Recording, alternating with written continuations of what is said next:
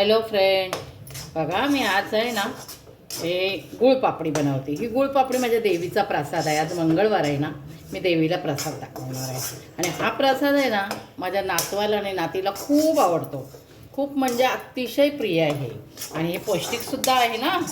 हां, मग माझ्या नातवाचं नाव आहे जग, नातीचं नाव आहे साक्षी. साक्षीला तर माझं चॉकलेट नाही दिलं ना तरी चालेल, पण ही अशी गुळपापडी दिली ना तर खुश होते. ह्याच्यासाठी आपण एक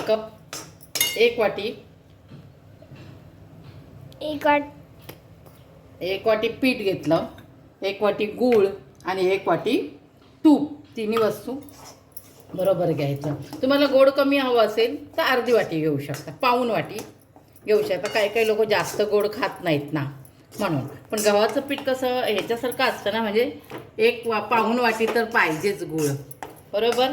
हे बघा, आणि असं चांगलं व्यवस्थित भाजून घ्यायचं.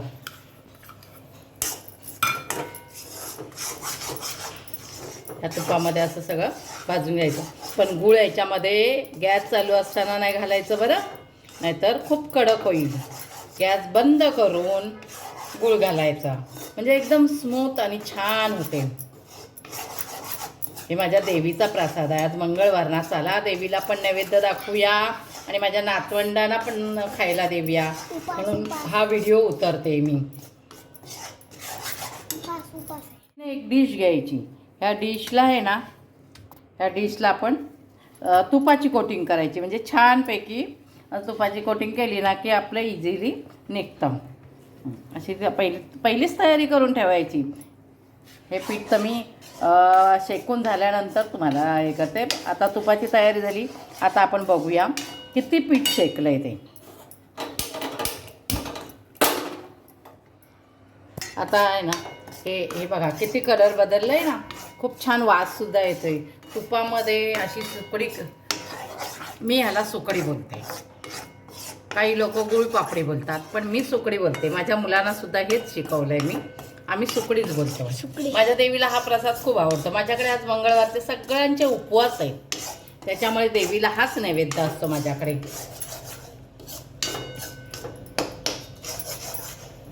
आता दाखवते बघा. आता ह्याच्यामध्ये हा आपण गुळ घालायचा. मी गॅस बंद केलाय बरं, गॅस चालू ठेवायचा नाही. गॅस बंद केलाय मी. गॅस बंद केलेला तो दाखवला नाही, तुम्ही जर गॅस चालू ठेवलात ना तर काय होईल माहिती आहे का तुम्हाला?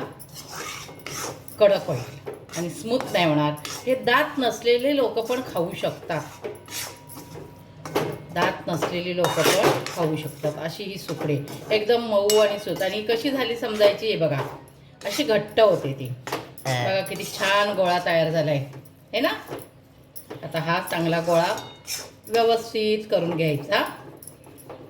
याच्यात काहीच लागत नाही आणि खूप पौष्टिक, म्हणजे मुलांसाठी तर खूपच. आणि थंडीचं सीझन आलंय आता मुलाने ही वस्तू तर करून ठेवा डब्यामध्ये. रोज सकाळी उठल्यावर शाळेत जाताना एक तुकडी द्या, मुलं आवडीने खातील. आता हे बघा, आता असं छानपैकी रुंद करायची आणि जसं पाहिजे तसं आपल्याला वडी याची करायची. जाड पाहिजे तर जाड, पातळ पाहिजे तर पातळ, तुम्हाला जशी आवडते तशी त्याप्रमाणे आकार देऊन.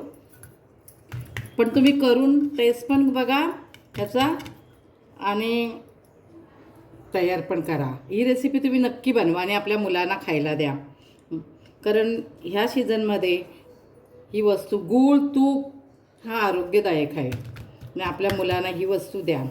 मुलांना काय, तुमच्या मिस्टरांना पण द्या. सकाळच दुसरी वस्तू खाण्यापेक्षा नाश्त्याला आहे ना हीच वस्तू, 2 तुकड्या ह्याच्या आणि 1 कप चहा ठेवलात ना, खुश. ह्याच्यात जी शक्ती आहे ना, कुदरती शक्ती आहे याच्यामध्ये, कुदरती शक्ती आहे याच्यामध्ये. आणि तुम्ही खाऊन बघा, बनवून बघा आणि मग खरंच बनवा हां, आणि मला कळवा. कमेंटमध्ये लिहा की कशी झाली होती, काय झाली होती, तुम्ही खरंच केलात की नाही, कशी वाटली तुम्हाला ही रेसिपी.